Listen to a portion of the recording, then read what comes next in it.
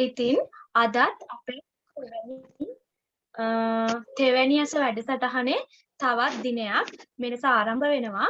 ඉතින් අද අපේ ප්‍රධාන වශයෙන්ම අරමුණු කරගෙන ඉන්නේ භාවනාමය කුසල කර්මයේ තුලින් අපේ මේ මනස වර්ධනය කරගෙන ආධ්‍යාත්මික අංශය තව තවත් වර්ධනය කරගන්නටයි.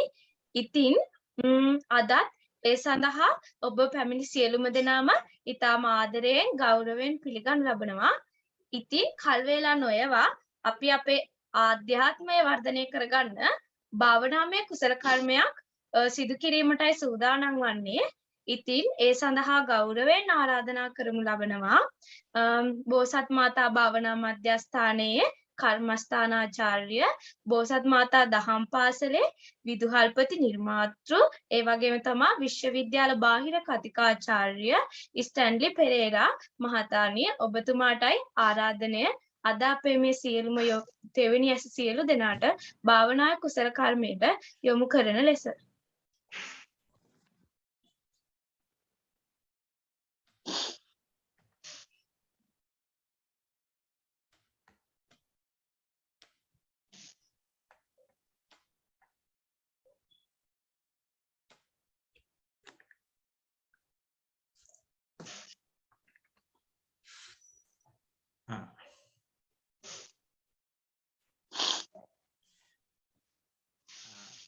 තෙරුවන් සරණයි සියලු දෙනාටම.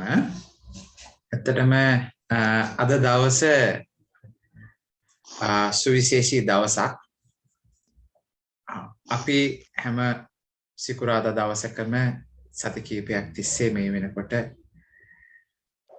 අපේ ආදරණීය දුවල පුතාලා කණ්ඩායමක් ආධ්‍යාත්මික සංවර්ධනය වෙනුවෙන් සුවිශේෂී වැඩසටහනක් කරගෙන යනවා. ඉතින් ඒ වැඩසටහනේ තවත් වටිනා දවසක් අද දවස. ඒ නිසා අද දවසේදී අපි වෙන් කරලා තියෙන විශේෂයෙන්ම භාවනා කටයුත්තට වෙන් කරපු දවසක් අද දවස. ඉතින් මම කැමති අපේ භාවනා වැඩසටහනට යන්න කලින් විශේෂයෙන්ම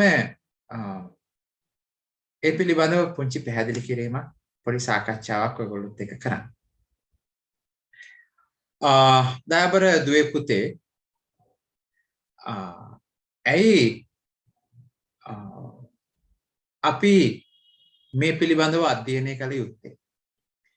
ඇයි මෙහෙම වැඩසටහනක් අපි පවත්වගෙන යන්නේ? ඇයි තරුණ ඔබ මේ වගේ දෙයකට යොමු විය යුත්තේ? මෙන්න මේ පිළිබඳව විශේෂ අවධානය යොමු කරන්නට ඕන නූතන තරුණ පරපුර. විශේෂයෙන් දැන් බලන්න මේකට හොඳ පදනමක් අපිට ලබා ගන්න පුළුවන් මූලාශ්‍රයක් තමයි අපේ බෞද්ධ දර්ශනය කියන එක.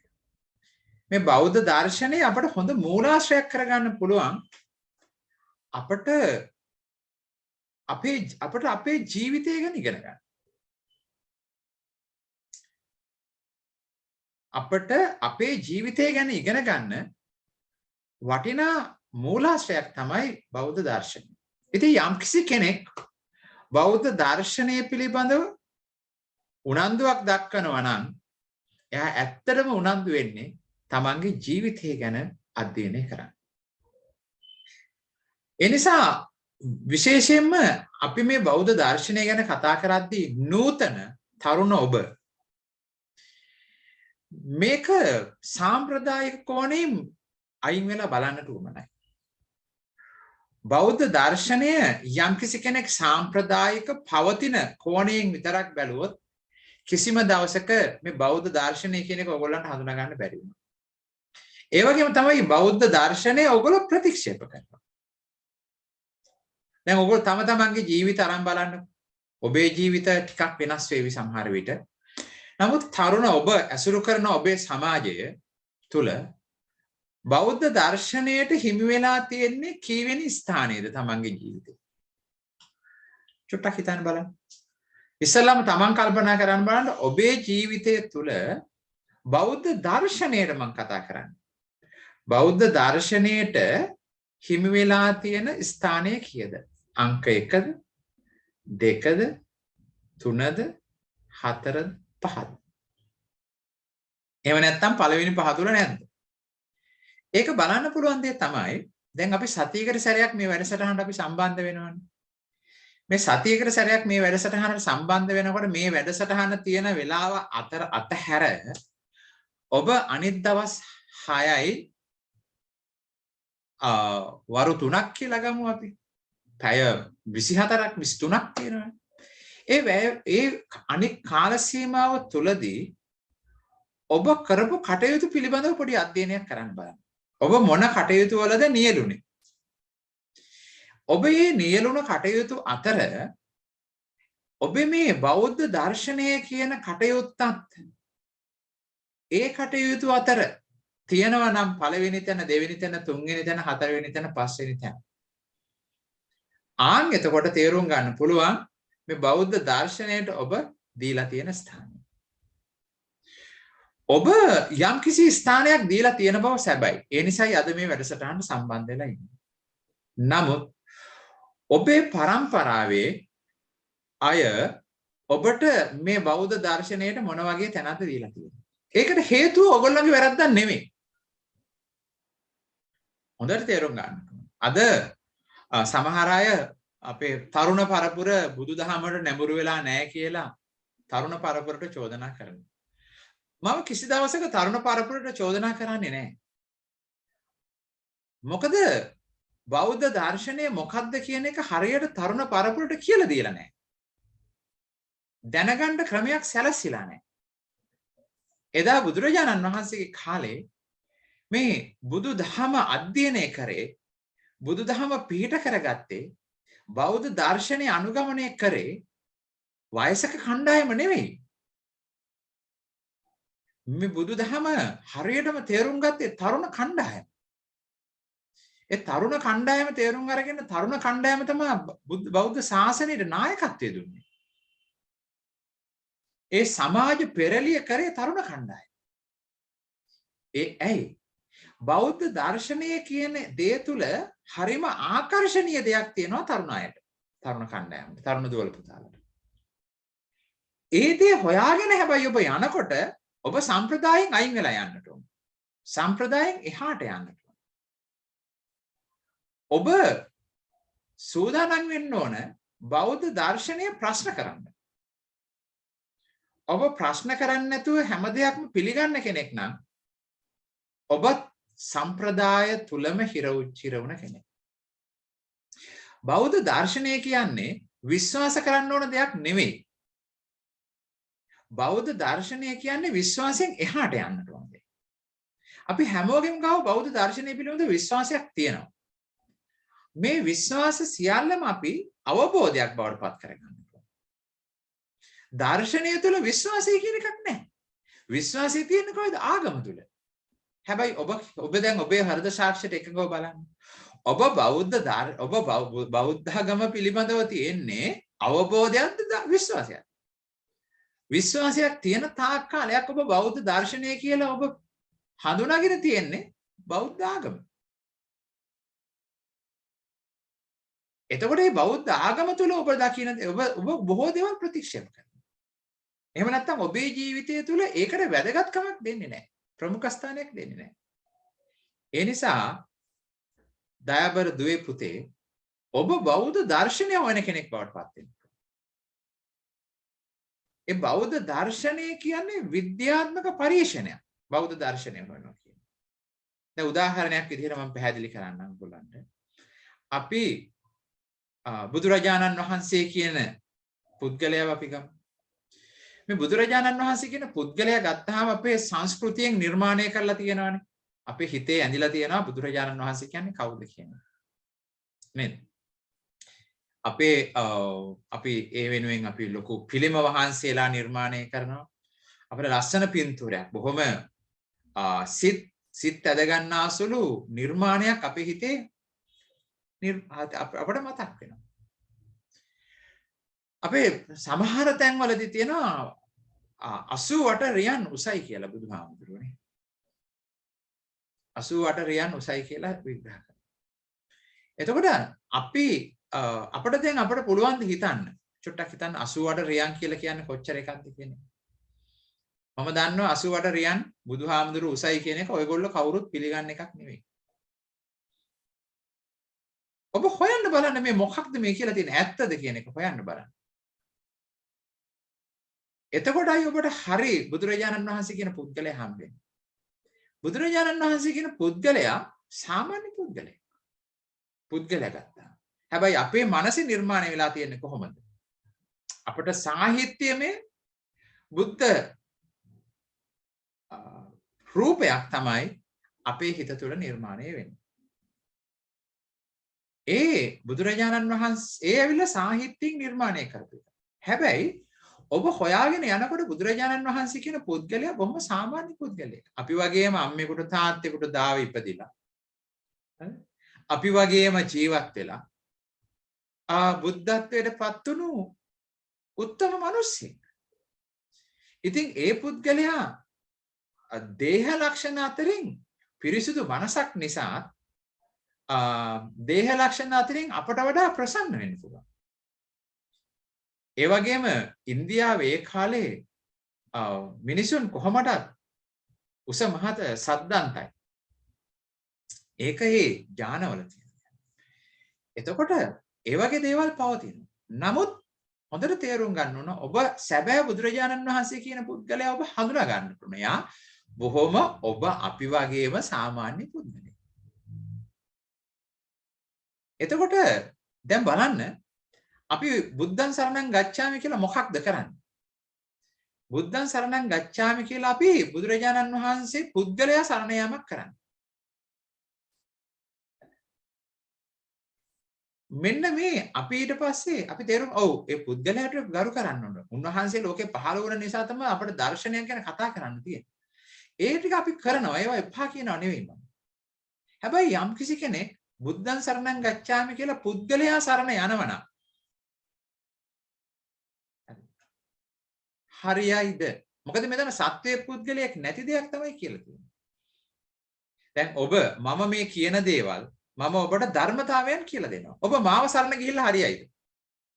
මාව සරණ ගිහිල්ලා කවදාවත් ඔබට හරියන්නේ නැහැ. මම ඒ දේ ඔබට ප්‍රකාශ කරන පැහැදිලි කරන තව එක්කෙනෙක් පමණයි. ඔබ සරණ යන්නට ඕනේ ඒ ධර්මතාවයන්. ධර්මතාවයන් තේරුම් ගන්නට ඔබ බුද්ධිමත් වෙන්නට ඕන. ධර්මතාවයන් තේරුම් ගන්න ඔබ බුද්ධිමත් වෙන්නට ඕන. එතකොට අපි මේ බුද්ධ පුද්ගලයන් එහාට යන ධර්මතාවයක් ඔය තුල තියෙනවා. ඉතින් අපි ඔක විග්‍රහ කරගෙන ආවොත් ඔබට තේරෙවි බුදුරජාණන් වහන්සේ ඔක තේරුම් ගන්න පුළුවන් යා ඉස්සල්ලාම මේ ධර්මයේ තේරුම් ගන්න නම් උවමනා වෙන එක දෙයක් තියෙනවා. ඔබට චුට්ටක් කල්පනා කරොත් මේ ධර්ම තේරුම් ගන්න පුළුවන් එක දෙයක් තියෙනවා. ඒක මම බෞද්ධ ඉතිහාසයේ මම ඔබට ඔප්පු කරලා දෙන්නම්. බුදුරජාණන් වහන්සේ ධර්මය අවබෝධ කරගත්තට පස්සේ උන්වහන්සේ මොකද්ද කරේ ඉස්සල්ලාම? මේ ධර්මයේ තේරුම් ගන්න ධම්මං සරණං ගච්ඡාමි යන්න නම් යම්කිසි කෙනෙක් ඊට කලින් දෙයක් ඒ පුද්ගලයාට පුළුවන් වෙන්න ඕන ඊට කලින් දෙයක් කරන්න. මොකක්ද? ඊට කලින් දෙයක් එයා ගාව තියෙන්නට ඕන. උන්වහන්සේ කල්පනා කරා මේ ධර්මයේ ගැඹුරුයි සියුම් නේද? මේ ධර්මය තේරුම් ගන්න මහා බුද්ධියක් ඕනේ. මේක බුද්ධිමතුන්ට විතරක් තේරෙන දහමක් කියන එක උන්වහන්සේ ප්‍රකාශ කළා තියෙනවා. ඔයගොල්ලෝ අහලා තියෙනවා. ඒ නිසා උන්වහන්සේ මොකද කරේ? උන්වහන්සේ බැලුවා මේ ධර්මයේ තේරුම් ගන්න පුළුවන් බුද්ධිමතුන් කොහෙද ඉන්නේ? බුද්ධිමතා කියන්නේ කාටද? බුද්ධිමතා කියන්නේ බුද්ධිය සරණ කරගත්ත කෙනාට. ඥානාන්විතව වැඩ කරන කෙනාට. බුද්ධිමතා කියලා කියන්නේ. එතකොට අපට තේරුම් ගන්න පුළුවන් මේ දර්ශනය හොයාගෙන යනකොට ඔබට තේරෙවි අපට තේරෙන දෙයක් තමයි මේ බුද්ධං සරණං ගච්ඡාමි කියන්නේ පුද්ගලයා සරණ යන එක නෙවෙයි. පුද්ගලයාගෙන් එහාට ගිහිල්ලා බුද්ධිය පිහිට කර ගැනීම කියන එක අපට තේරුම් ගන්න පුළුවන් වෙනවා. කාගේ බුද්ධියද? දැන් බලන්න දර්ශනයක් නේ අපි හොයාගෙන යන්නේ. අපට බුද්ධියේ පරිණත බුද්ධියේ ඉහළටම ඉහළටම පැමිණි කෙනාට අපි කියනවා මොකද්ද? බුද්ධියෙන් ඉහළටම පැමිණි කෙනාට අපි කියනවා බුද්ධ කියලා. බුද්ධියෙන් පරතරට ගිය කෙනා බුද්ධ. ඒ පරතරට යන්න නම් මොකද්ද කරන්න ඕනේ ඉස්සල්ලා? බුද්ධිය පරතරට යන්න නම් ඉස්සල්ලාම කරන්න ඕනේ මොකද්ද? තමන්ගේ අද තියෙන බුද්ධිය අපි සරණ යන්න පුළුවන්. අද අපි බුද්ධිමත් වෙන්න ඕන. මේ වෙලාවේ බුද්ධිමත් වෙන්න ඕන. එතකොට මේ වෙලාවේ ඔබ බුද්ධිමත් නම් වර්තමානයේ ඔබට පුළුවන් නම් බුද්ධිමත් වෙන්න. අන්න ඔබ බුද්ධං සරණං ගච්ඡාමි සරණ යෑම බුද්ධං සරණං ගච්ඡාමි යන්න පළවෙනි සුදුසුකම සම්පූර්ණ කරගන්න. ඒ නිසා බෞද්ධ දර්ශනය පිළිබඳව යම්කිසි කෙනෙක් හදාරගෙන යනවා නම්, හොයාගෙන යනවා නම්, ගවේෂණය කරගෙන යනවා නම් ඔබ එතෙන්දී ඔබට මුණ ගැසෙන්නේ බුදුරජාණන් වහන්සේ කියන පුද්ගලයාට එහා ගිය බුද්ධියක් ඔබට හම්බ වෙනවා. එතකොට ඔබ බුද්ධිමත් වුණාට පස්සේ ඔබ දැන් බලනවා මොකක්ද? ඔබ බුද්ධිමත්ව හොඳට අධ්‍යයනය කරනවා හැම දෙයක්ම ඔබ බුද්ධිමත්ව අධ්‍යයනය කරනවා. බුද්ධිමත්ව අධ්‍යයනය කරනවා කියන්නේ මොකක්ද? ඒකෙදී අපට වමනා දේ තමයි බුද්ධිය සරණ ගිය කෙනාට ඇත්ත ඇති සැටියෙන්ම හඳුනා ගන්න පුළුවන්. බුද්ධිය සරණ ගියා කියන එකේ සුවිශේෂ අපට හඳුනා ගන්න පුළුවන් දේ තමයි යම් කිසි ගැටලුවක් හරි මොකක් හරි ඕන දෙයක් වුණා මෙයා හරි ඇත්ත ඇති සැටියෙන්ම හඳුනා ගන්නවා. දැන් මේ බෞද්ධ දර්ශනය තුලදී බුද්ධිය සරණ ගියා කියන්නේ මොකක්ද? ඇත්ත ඇති සැටියෙන්ම දැනගත්ත කෙනා කියන්නේ මොකක්ද? මොකක් ගැනද? දර්ශනය ගැන හොයාගෙන යනකොට.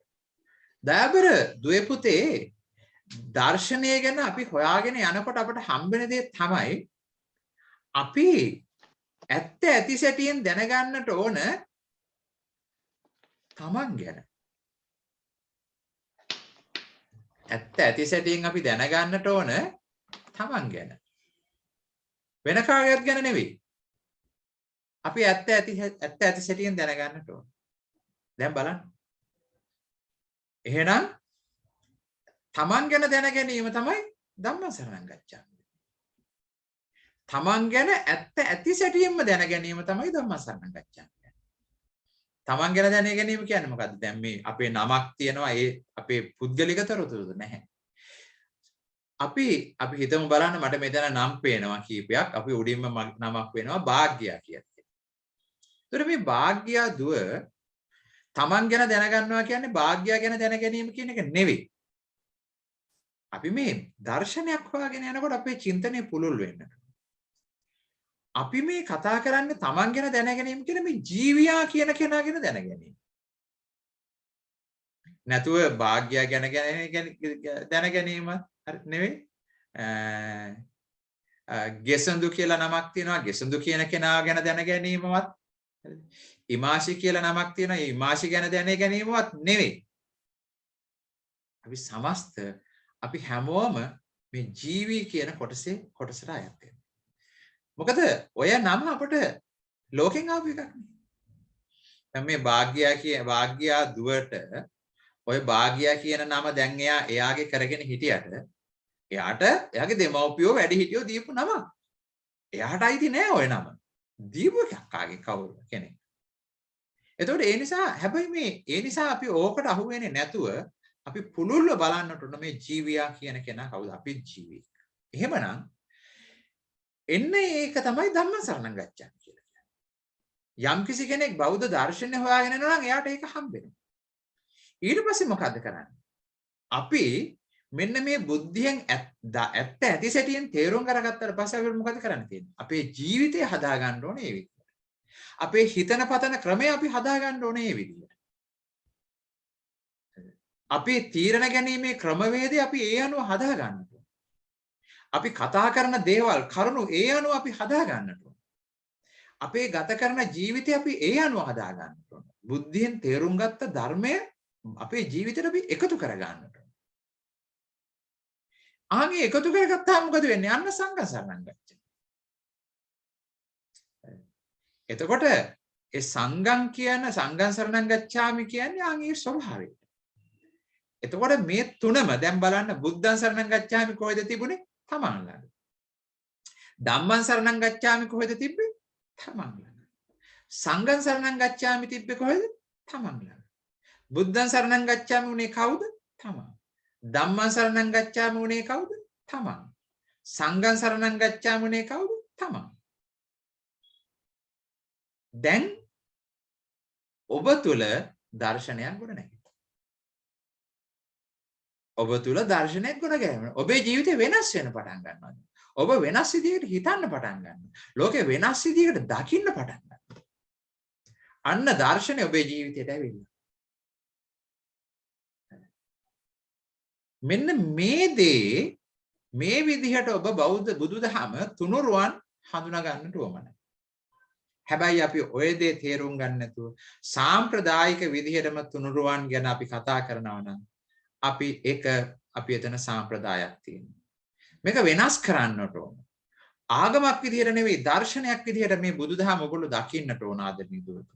ඒක අපි ඒ දර්ශනයක් විදිහට ඔබ මේක සමාජගත කරන්නට ඕන. එතකොට ඒ නිසා බුදුරජාණන් වහන්සේ කියන්නේ මෙන්න මේ දර්ශනය ලෝකයට කියලා දෙන්න ආපු පුද්ගලයා. එහෙම නැත්නම් දාර්ශනිකයා. මේ දාර්ශනිකයාට වැඳුම් පිදුම් අවශ්‍ය නැහැ. මේ දාර්ශනිකයාට එයාගේ ගුණ ගායනා කරන පිරිසක් අවශ්‍ය නැහැ. මේක අපි තේරුම් ගන්න. දාර්ශනිකයේ ලෝකේ පහළ වෙන්නේ මෙන්න මම පහළ වෙලා ඉන්නවා මට වැඳපල්ලා කියන්නේ නෙවෙයි.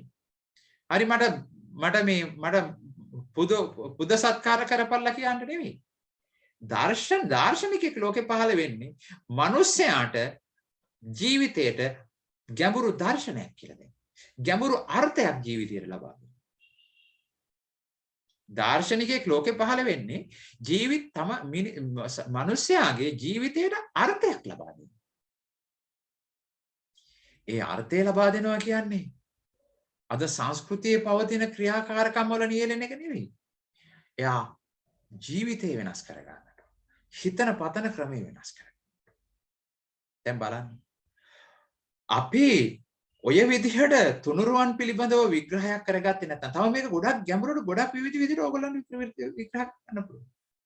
ඕගොල්ලන්ට තව ගොඩක් අමුතු විදිහට තව වෙනස් විදිහට දකින්න පුළුවන්. ඒක ස්වාධීන දෙයක්. හැබැයි ඔබ හිර වෙලා හිටියොත් හැමදාම බුද්ධං සරණං ගච්ඡාමි කියන්නේ බුදුන් සරණ යමි. කවුද? මීට අවුරුදු 2500කට කලින් පිරිනුවම් පාපු කෙනා කියන තැන ඔබ හිටියොත් ඔබ මේක තේරුම් ගනින්න. ඔබ ඒක නේද ප්‍රතික්ෂේප කරේ? බෞද්ධ දර්ශනයද ඔබ ප්‍රතික්ෂේප කරේ? අරකද ප්‍රතික්ෂේප කරේ? සමහර ඔබ පන්සල් යන්න ප්‍රතික්ෂේප කරනවා. පොය දවසට පන්සල් යන්න ප්‍රතික්ෂේප කරනවා. ඔබ අපේ ඒ වගේ දේවල් ප්‍රතික්ෂේප. ඇයි ඒ ප්‍රතික්ෂේප කරන්නේ? බුදුදහම තියෙන අකමැත්ත නිසා නෙවෙයි. ඒ පවතින සම්ප්‍රදාය ඔබේ හිතන පතන ක්‍රමයට ගැලපෙන්නේ නැහැ. ඔබට සංවේදී වෙන්නේ නැහැ. විශේෂයෙන්ම ඔබ නූතන පරපුර ගොඩක් ඔගොල්ලන්ගේ සිතුම් පැතුම් හරි දියුණු. එන්න ඒ නිසා මෙන්න මේ සීමාවන් ටික බිඳලා දාන්න. මෙන්න මේ ඔබව හිර කරලා තියෙන බෞද්ධ දර්ශනය පිළිබඳව හදාරන්න බැරි වෙන විදිහට ඔබ මානසිකව හිර කරලා තියෙන මෙන්න මේ සීමාවන් ටික බිඳින්න.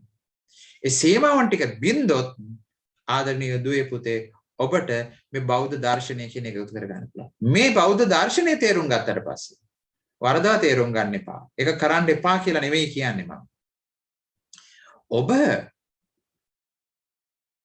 බෞද්ධ දර්ශනය තේරුම් ගත්තට පස්සේ ඔබ දිනපතාම බුදුරජාණන් වහන්සේගේ ප්‍රතිමාව ඉස්සරහා මල් පහන් සුනුදුම් පූජා කරන්නම ඕන නැහැ. නොකරන්න කියලා නෙවෙයි මං කියන්නේ. ඒක කරන එක ඉතාමත් හොඳයි. අපි හිතමු ඔබට බැහැයි කියලා. හැබැයි ඒක බැහැයි කියලා ඔබට කරන්නේ නැති කෙනෙක් කියලාම අපි හිතමු. ඒ නැති කෙනෙක් කියන එකෙන් අදහස් වෙන්නේ නැහැ ඔබ බෞද්ධ දර්ශනය අනුව කටයුතු කරන කෙනෙක් නෙවෙයි කියලා. සම්ප්‍රදායට එරෙහිව යන කෙනෙක් වෙන්න පුළුවන් ඔබ. සම්ප්‍රදායට පිළිගන්න අය ඔබව විවේචනය කරන්නේ. ඒ නිසා ඒ දේ එක තේරුම් ගන්නට ඕන. ඊළඟට අපි සිල් සමාදන් වෙන්න කියනවා. දුවල පුතාලා. ඔයගොල්ලන්ට සිල් සමාදන් වෙන්න අකමැති වෙන්න ප්‍රධාන හේතුවක් තමයි සමහර අයගේ. ඔබ සිල් රඳින්න ගත්තාම සිල් ඇඳුම උවමනයි. සිල් ඇඳුම නැත්තම් සිල් ගන්න බෑ. මේක ඇඳුමේ තියෙන දෙයක්ද? හරි. සම්ප්‍රදායෙන් අපිට කියනවා ඇඳුම ඕන. ඔව් ඇඳුම තියනවා නම් හොඳයි. මොකද අපි සම්ප්‍රදායට අනුගමන අපි සංස්කෘතියට ගරු කරන්න ඕනේ. ඒක වෙනම කතාවක්. ඒක ගැන නෙවෙයි මම කතා කරන්නේ. හැබැයි ඔබ සුදු රෙද්ද ඇඳගත්තේ නැහැයි කියලා ඔබට බෞද්ධ දර්ශනය අනුගමනය කරන එකට බාධාවක් වෙන්නේ. ඔබට නිර්වාණය කියන එකට බාධාවක් වෙන්නේ නැහැ. සෝවාන් සකෘදාගාමි අනාගාමි අරියත් කියන එකට බාධාවක් වෙන්නේ නැහැ. ඉතින් ඔබ ආදරණීය දුවල පුතාලා ඔබ තේරුම් ගන්න ඕන මෙන්න මේ බෞද්ධ දර්ශනය ඔබ දකින්න පටන් ගන්න වෙනස් විදිහට. බෞද්ධ දර්ශනය ගවේෂණය කරන කෙනෙක් බවට පත් වෙනවා. කිසිම දෙයක් තියෙන දේවල් ඒ විදිහටම පිළිගන්න එපා. ඇයි මේ දේවල් කරන්නේ? ඇයි මේ දේවල් කරන්නේ? ඇයි මේ දේවල් කරන හොයන කෙනෙක් බවට පත් වෙනවා. හැබැයි ඔයගොල්ලන්ගේ මම දකින්න දැත්තම ඔයගොල්ලෝ හොයනවා. හැබැයි ඔක ප්‍රතික්ෂේප කරනවා. ඔක හැබැයි එන්න එතන පුංචි වරදක් මම නූතන පරම්පරාව ඒක ප්‍රතික්ෂේප කරලා නතර වෙන්න එපා. එහෙනම් මේකේ හරි දේ මොකද්ද කියලා හොයන කෙනෙක් වෙන්න. එන්න එහෙම හොයන කණ්ඩායම තමයි අද මේ එන්නේ. බොහෝ අය කියන්නේ ඔක වැඩක් නැහැ කියලා ඒක තමන්ගේ ජීවිතේ ප්‍රමුඛතා ලයිස්තුවේ නැතුව පැත්තකට දාලා ඒක ප්‍රතික්ෂේප කරලා තියෙනවා. ප්‍රතික්ෂේප කරන එක විතරක් කරන්න එපා. හොයාගෙන යන්න මේකේ අබ්බද බුදුරජාණන් වහන්සේ කියන්නේ ශ්‍රේෂ්ඨ පුද්ගලෙක්. උන්වහන්සේ ලෝකෙට ශ්‍රේෂ්ඨ දෙයක් ගෙනල්ලා තියෙනවා. එහෙනම් ඒ ශ්‍රේෂ්ඨ දේ සැඟවිලයි තියෙන්නේ. ඉතින් අන්න ඒ දේ හොයාගෙන යනකොට ඔබට බෞද්ධ දර්ශනය අපට හම්බ වෙනවා. ඒ වගේම තමයි මේ දේ හොයාගෙන යනකොට ඔබට අනිවාර්යයෙන්ම කරන්න ඕන දෙයක් තමයි භාවනාව කියන්නේ. මොකද මේ හැම දෙයක්ම හොයාගෙන යනකොට ඔයාලට හම්බෙන්නේ කොහෙද? තියෙන්නේ මේ හැම දෙයක්ම. සමස්ත බෞද්ධ දර්ශනයම තියෙන්නේ ආදරණීය දුවේ පුතේ මේ හිත තුල. සමස්ත බෞද්ධ දර්ශනයම තියෙන්නේ හිත තුල. කාගේ හිත තුලද? මගේ හිත තුලද? නෑ. තමන්ගේ හිත තුල තියෙන්නේ. සුවාසූ දහසක් ධර්මස්කන්ධයම කොහෙද තියෙන්නේ? හිත තුල තියෙන්නේ. ඔබ තේරුම් ගන්නවා මෙන්න මේ හිත තුල තමයි මේ කියපු මේ බොහෝ වටිනා ගැඹුරු දර්ශනය තියෙන්නේ. එහෙනම් මොකද කරන්න තියෙන්නේ? අපි හිත හොවන්න පටන් ගන්නවා. හිත දියුණු කරන්න පටන් ගන්නවා. හිත පිළිබඳව ගවේෂණය කරන්න පටන් ගන්නවා. ඒකට තියෙන ක්‍රමය තමයි භාවනාව. ඉතින් යම්කිසි කෙනෙකුට ඔබට පුළුවන් නම් ඔබ දැක ගන්න මෙන්න මේ විදිහට ඔබ දැක ගන්න සම්ප්‍රදායට ගරු කරන ගමම් ඒ සම්ප්‍රදාය අපි ආරක්ෂා කරගෙන යන්නට ඕන. මොකද ඒකේ ප්‍රයෝජන ගොඩාක් තියෙනවා. ඒ නිසා ඒක නතරින්න හොඳ නැහැ. ඒක අපි තියානේ යන ගමම්ම ඔබ මේ විදිහට තේරුම් අරගෙන ආවොත් ඔබට පුළුවන් වෙනවා දයාබර දුවේ පුතේ මෙන්න මේ බෞද්ධ දර්ශනය කියන එක තමන්ගේ ජීවිතයට එකතු කරගෙන ජීවිතයේ සැබෑ අරුත තේරුම් ගන්න. හොඳයි. ඒ නිසා මම මේ පිළිබඳව මෙන්න මේ ආකාරයට ඔබට අද අවස්ථාවක් හම්බුන නිසා මම අද කතා කරේ මේ පිළිබඳව විශේෂයෙන් සංවේදී කරගන්න. ඒ වෙනුවෙන් අපි කොච්චර කතා කරත් වැඩක් වෙන්නේ නැහැ. අපේ හිත අපි දියුණු කරගත්තේ නැත්තම්. ඒ නිසා අපි මොකද කරන්නට ඕන? මේ හැම දෙයක්ම අපි මොලෙන් පැහැදිලි කරගන්න ගමන්ම අපේ හිත අපි දියුණු කරගන්නට ඕන. මෙන්න මේ දෙකම අපි කරගත්තොත් දයාබර දුවේ පුතේ අපට හොඳ ගමනක් යන්නට පුළුවන්. හොඳයි. එහෙමනම් අපි සූදානම් වෙමු. අපි කොහොමද මේ හිත දියුණු කරන අභ්‍යාසයක නියැලිලා අපේ හිත දියුණු කරගැනීම සඳහා. එහෙමනම් අපි හැමෝම සූදානම් වෙමු අපේ හිත දියුණු කරන භාවනා අභ්‍යාසයක නියැලෙන්න. හොඳයි. හැමෝම දැන් මේ වෙලාවේ මොකද කරන්න තියෙන්නේ? හැමෝම සූදානම් වෙන්න. තමන්ගේ ශරීරයේ පහසු ඉරියව්වකට තබා ගන්න. කෙලින් හොඳ කෙලින් තියාගෙන පහසු ඉරියව්වකින් වාඩි වෙන්න. වාඩි වෙලා හැමෝම S2 පියාගන්න. S2 පියාගෙන හොඳට ශරීරයේ දෙස බලන්න. ශරීරය සැහැල්ලු කරන්න. අපි හැමදාම පුරුදු කරනවා. ශරීරය සැහැල්ලු කරන්න. ශරීරය සැහැල්ලු කරමින් බලන්න හිස් මුදුන. හිස් මුදුනේ සිට දෙපා දක්වා.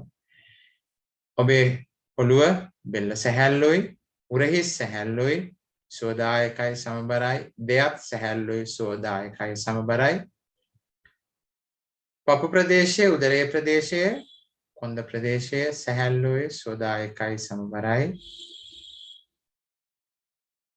කකුල් දෙක සැහැල්ලුයි, සෝදායකයි සමබරයි. ඔබේ මුළු ශරීරයම සෝදායකයි සමබරයි. හොඳ අදිෂ්ඨානයක් ගන්න. තව බලන්න ශරීරයේ කොහේ හරි තැනක වේදනාවක් තියනවද? තියනවා නම් ඉරියව් වෙනස් කරලා සැහැල්ලු කරගන්න. හොඳ අදිෂ්ඨානයක් ගන්න. විනාඩි 20ක් මම මේ ඉරියව්වෙම ශරීරය තියා ගන්නවා කියලා. මොනම හේතුවකටවත් ඉරියව් වෙනස් කරන්නේ නැහැ කියලා හොඳ අදිෂ්ඨානයක් ගන්න. වේදනාවක් දැනෙවි සමහරට මුලින්ම. නමුත් ඉවස ගන්න. ඉවසගෙන කොහොම හරි ඉන්න. ඔබට පුළුවන්. විනාඩි 20ක්. හොඳයි. දැන් ඔබ හොඳට දීර්ඝ හුස්ම පාරක් අරගෙන සුළු වේලාවක් හුස්ම හිර කරගෙන තියාගෙන ඉඳලා සැහැල්ලුවෙන් පිට කරලා දාන්න. පිට කරලා හරින්න.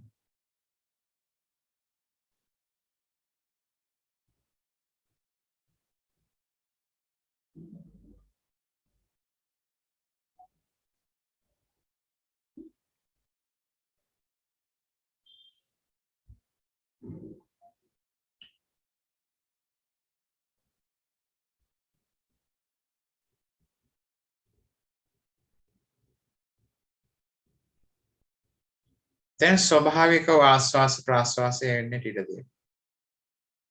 හොඳට බලාගෙන ඉන්න මේ ක්‍රියාවලිය දෙස. ආස්වාස ප්‍රාස්වාස ක්‍රියාවලිය දෙස හොඳින් බලාගෙන ඉන්න. හොඳට ඒක සංවේදී කරගන්න සිද්ධ වෙන විදිය.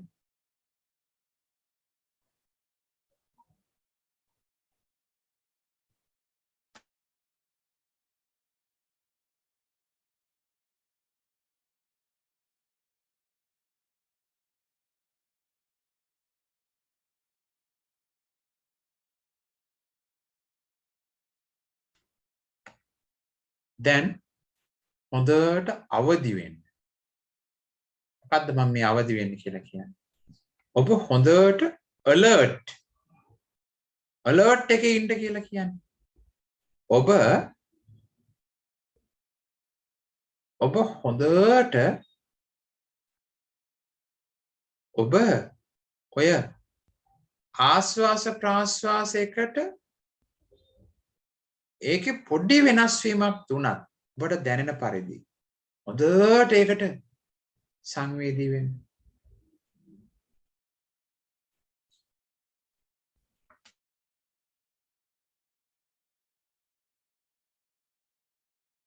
සියුම් සංවේදී වෙන්න. ආස්වාස ප්‍රාස්වාසයට.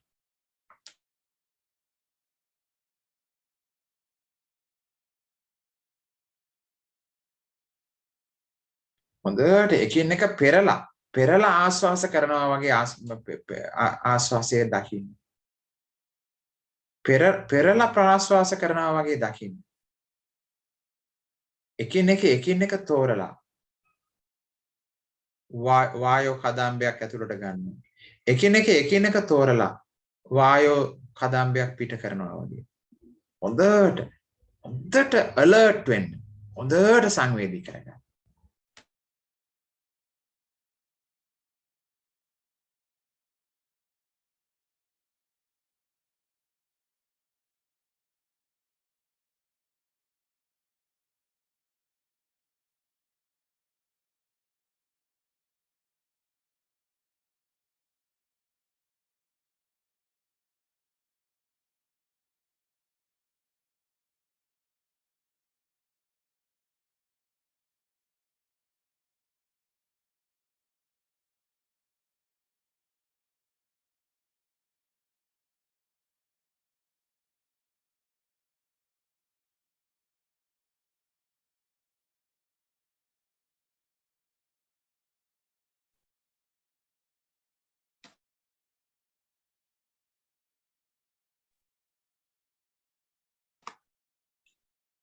හොඳට ඔබ සංවේදී කරගෙන බිඳුවෙන් බිඳුව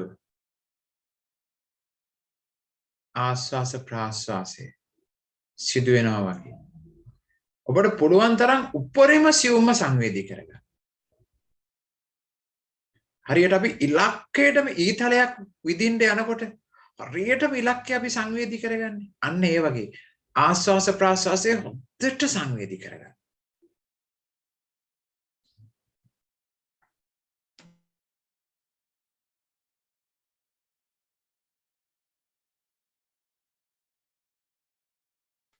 පොඩ්ඩක්වත් වැරදුනොත් ජීවිතයත් මරණයත් අතර සටනක් වගේ එකක් වෙනවා.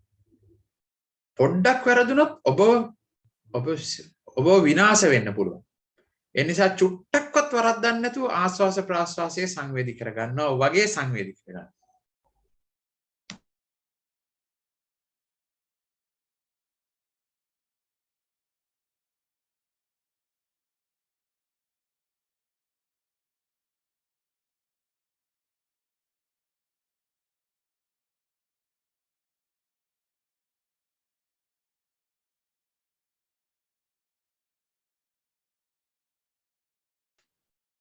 දැන් ඔය තුල ඉඳලම සැහැල්ලු වෙන්න. සැහැල්ලුවෙන් ඔක කරන්න. අපි දැන් ඉස්සෙල්ලා දැඩිව කරානේ. දැන් සැහැල්ලුවෙන් ඔය වැඩේ කරන්න. බොහෝම සැහැල්ලු කරගෙන. සැහැල්ලුවෙන් ආස්වාස ප්‍රාස්වාසත් සංවේදී කරගන්න.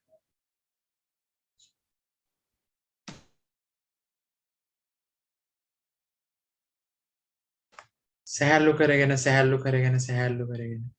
ආස්වාස ප්‍රාස්වාස සිද්ධිය නොදැනීම යන මට්ටමකට සැහැල්ලු කරගන්න.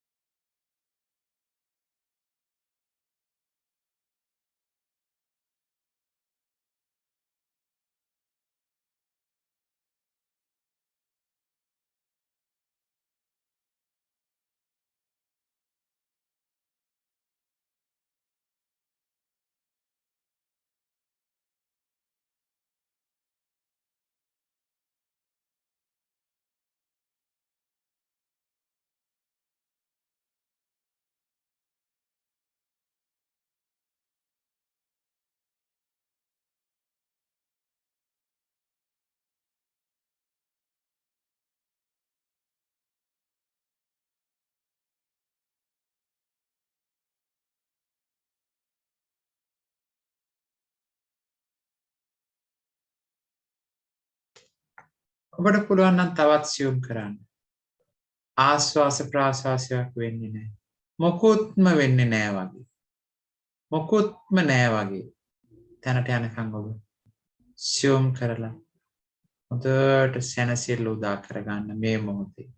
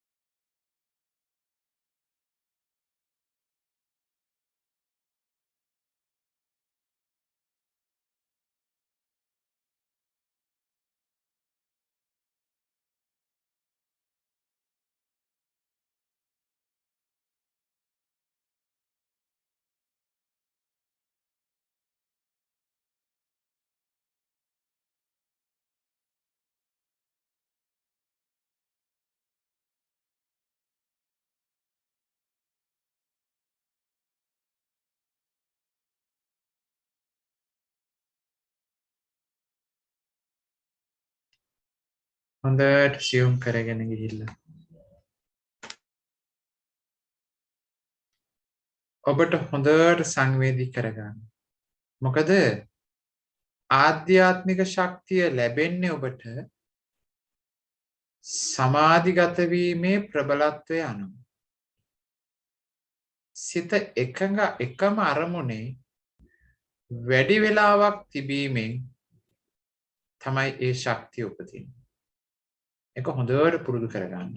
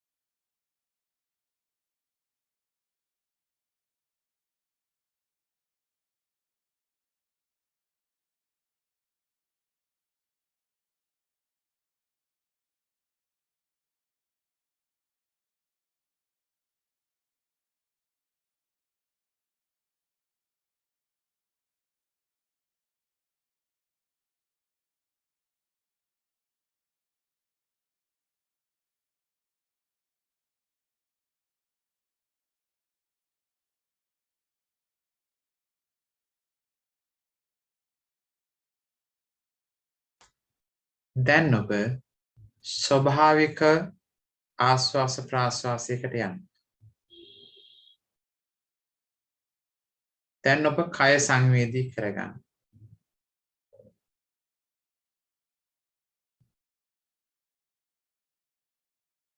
දැන් ඔබ සාමාන්‍ය කෙනෙක් වෙන්න. දැන් ඔබ භාවනාව නතර කරන්න.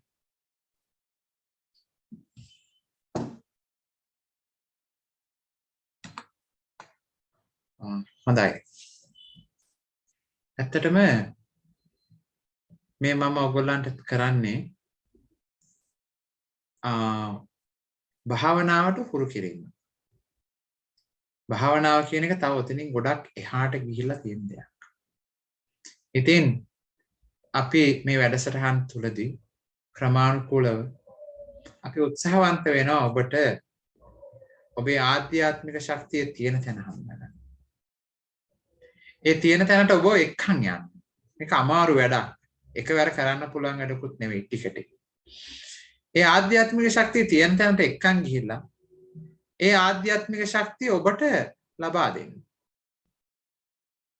ඒ ආධ්‍යාත්මික ශක්තිය අපි පාවිච්චි කරන්නේ මොකටද? ජීවිතේ සැබෑ අර්ථය හඳුනගන්න. එච්චරයි. ඒක තමයි බුදුදහමේ තියෙන වෙනස තියෙන්නේ.